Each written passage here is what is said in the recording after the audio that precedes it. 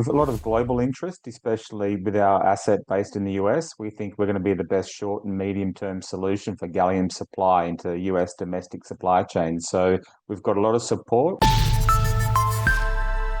All right, welcome back inside our proactive newsroom. And joining me now is Mark Wallace. He is the managing director for G50 Corp. And Mark, it's good to see you. How are you?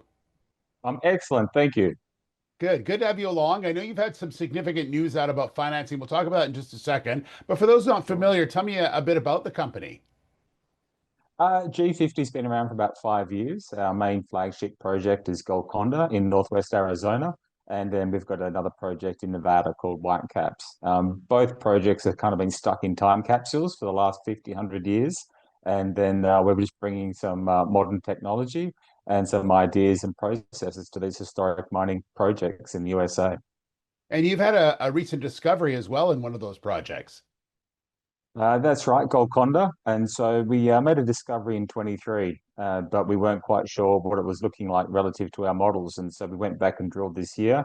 Looks like we've got a district scale gold and silver project and then a significant gallium halo that comes along for the ride. So we're really excited. Yeah, tell me a bit about gallium because a lot of people may not even be familiar with it, but not realizing how valuable this particular metal is. Yeah, it's become really significant the last few years. It's subject to Chinese supply restrictions, and so 100% of production comes out of China. Its most important use is in defense capabilities, like radars and targeting and so on. So, but recently, NVIDIA has announced some joint ventures. They're looking to add gallium nitride components to a lot of their power data centers and systems and support for infrastructure. So it's making 7-year highs, the price, every sort of 4 or 5 days at the moment. So it's become really valuable really quickly, especially for us in Arizona. And obviously that's on people's minds as well because you recently completed an oversubscribed placement, over 10 million Australian dollars. Obviously, some great support for the company and what you're doing. Absolutely, yeah. We've a lot of global interest, especially with our asset based in the US. We think we're going to be the best short and medium term solution for gallium supply into US domestic supply chains. So we've got a lot of support. We've completed 2 phases of mineralogy test work. We're now working on to metallurgical flow sheet, and then we'd like to sort of come up with some economic studies early to mid next year. This funding allows for core drilling, RC drilling, and a lot of that metallurgical test work. So a lot of the potential downstream partners we're speaking to really want to understand the quality of the product and what that could look like. And we're full steam ahead in generating those results.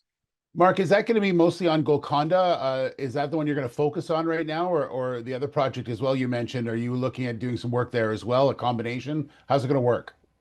Yeah, combination. Whitecaps has been in the portfolio about 18 months less than Golconda, but has a similar DNA to Golconda. So Whitecaps was a historical precious metals mine in the 50s and 60s on a lot of private property and patented claims, a lot like Golconda, close to infrastructure.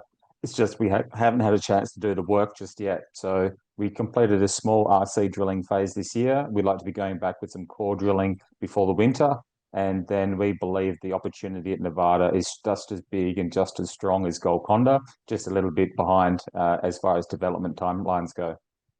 Mark, how important was it to get institutions, especially you've had a couple of really prominent Australian firms in this particular financing to really back the company? How important is that for a company point of view, but also for a worldwide point of view as well? Yeah, look, I mean, we've had Bells and Morgans join us as joint lead managers. That brings an added focus and a bit of process to us. They introduce us to groups that we probably wouldn't ordinarily get to meet. So our board has strong networks within the high net worth and a lot of the private client investor groups around the world.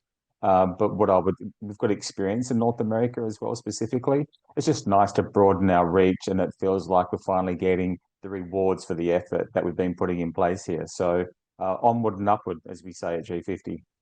Absolutely. Just last two questions. One is, I know you're having a drill arrive in September, so maybe just update people on what sort of catalysts we can look for in the fall for on these 2 particular projects. Absolutely. So September, October will be the core drilling, and main focus there is to pick up on the recent significant gold and silver discovery. That'll really add to the economics of the project. And so there'll be some deeper holes there. Then there'll be an RC rig turning up at Golconda after the core drilling is completed, and that will likely add strike and lateral growth to the project. At the same time, there'll be an core rig arriving at Whitecaps.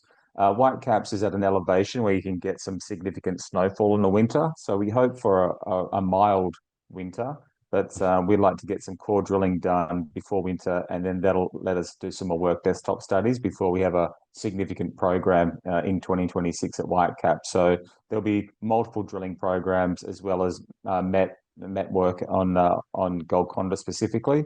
And we think they're massive, a lot of diversifying the properties, decreasing risk, and then adding lots of value to both. Well, it sounds like it's going to be a very busy fall for sure. We look forward to following the story as always. Mark, thanks so much. Great to see you, and we'll talk soon. Thank you for your time. Cheers. All right, there's Mark Wallace. He's the managing director of G50 Corp.